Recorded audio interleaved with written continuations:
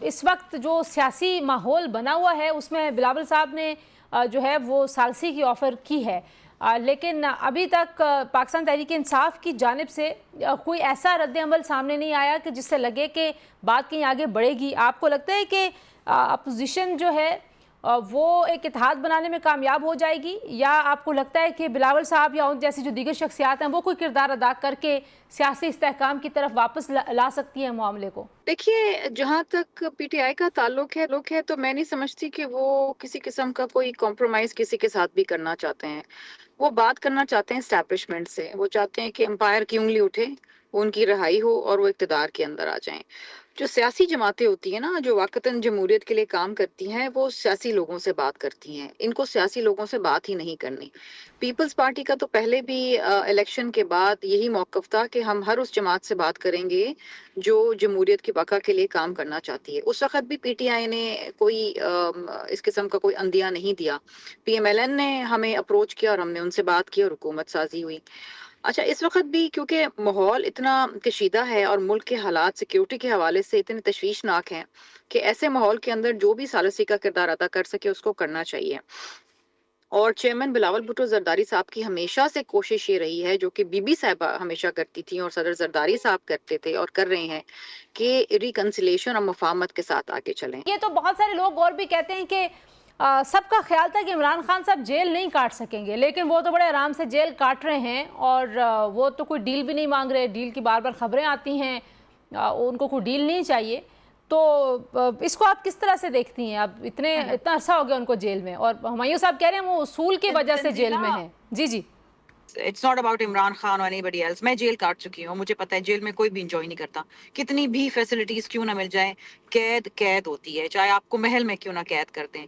تو آزادی کی بہت بڑی قیمت ہوتی ہے۔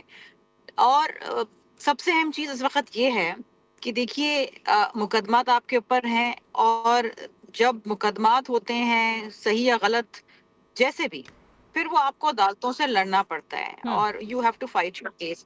یہاں پر ان کی اپنی بہت ساری کوتاہیاں تھیں، توشہ خانہ کیس کے اندر یہ تمام چیزیں، وہ جو 190 ملین پاؤنڈز کا کیس ہے، وہ ان کی کوتاہیاں ہیں، جس کی وجہ سے ان کے اوپر مقدمات بنے۔ یہ ہم نے نہیں آ کے بنائے ہیں، یہ کسی اور نے نہیں بنائے ہیں، یہ ان کی خود کی کارکردگی ہے۔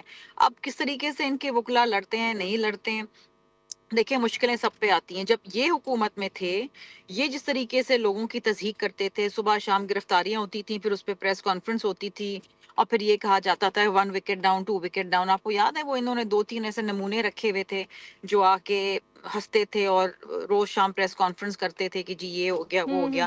پھر یاد تارپور صاحبہ کو ہاسپٹل سے گھسیٹتے ہوئے لے گئے یہ جیل میں، مریم نواز کو انہوں نے گرفتار کیا۔ انہوں نے چادر اور چار دیواری کا بالکل بھی پاس نہیں رکھا، باقی لوگوں کو تو چھوڑ دیں، لیکن جب اپنی بات آتی ہے، بشرا بی بی کی بات آتی ہے اور باقی ان کی خواتین کی بات آتی ہے، تو ان کو پھر چادر اور چار دیواری آ جاتی ہے۔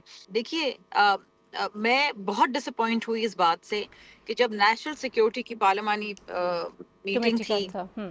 ہاں کمیٹی کا اجلاس تھا، ان کو بلایا گیا ہر چیز کو چھوڑ کے ملک کی سالمیت اور بقا کے لیے اور ملک کی رہنمائی کے لیے ان کو اپنا کردار ادا کرنا چاہیے تھا، ان کو بائیکاٹ نہیں کرنا چاہیے۔ جو اپوزیشن کا اتحاد ہے، ظاہر ہے ایک اپوزیشن کا اتحاد ہے جو مرکزی حکومت کے خلاف بنانے کی کوشش ہو رہی ہے، اور اس میں پی ٹی آئی کوشش کر رہی ہے مولانا صاحب کو آن بورڈ کر لے۔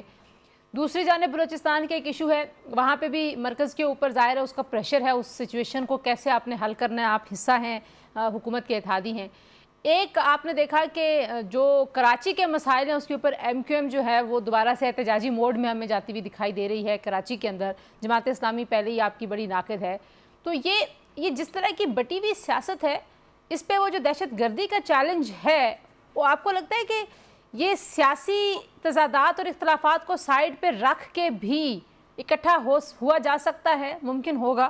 دیکھیے، تنزیلہ میں سمجھتی ہوں کہ جو یہ جعفر ایکسپریس کا سانحہ ہوا ہے نا، یہ بہت بڑا سانحہ ہے، اور اس کے نتیجے میں جو پھر سیکیورٹی کی بریفنگ ہوئی، اور اسی لیے ہوئی تاکہ ساری سیاسی جماعتوں کو ایک پیج پہ اکٹھا کریں، کنسنسس ڈیولپ ہو، اور پوری قوم جو ہے اس دہشت گردی کی جنگ میں ایک دوسرے کے ساتھ ہو اور اس حکومت کے ساتھ ہو۔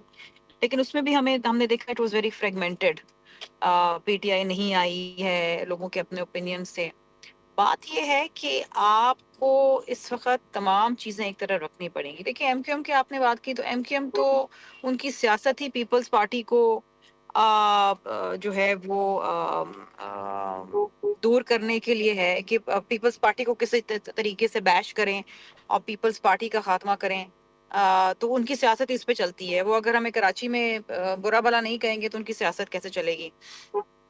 دوسری چیز ہے کہ اپوزیشن کے اپنے اپنے مسائل ہیں اور اپوزیشن جو ہے وہ ان کو ایک پیج پہ اکٹھا کرنا میرا خیال ہے بڑا مشکل کام ہے. It is not possible.